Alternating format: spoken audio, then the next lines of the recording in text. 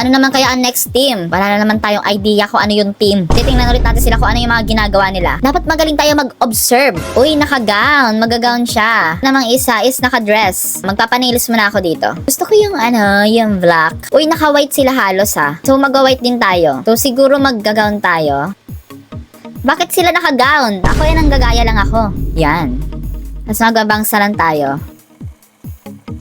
Malapit na mag-time. Oh my God, wala pa ako sapatos! Wala pa ako sapatos! Oh my God, magta-time na! Wala pa ako accessories! White. Tapos bag. Where's the bag? Oh my God. So, ang team ay ballroom. Sino ang magbo-ballroom na naka-long gown? Oh my God, ito na ako. Sino ang magbo-ballroom na naka-ganyan?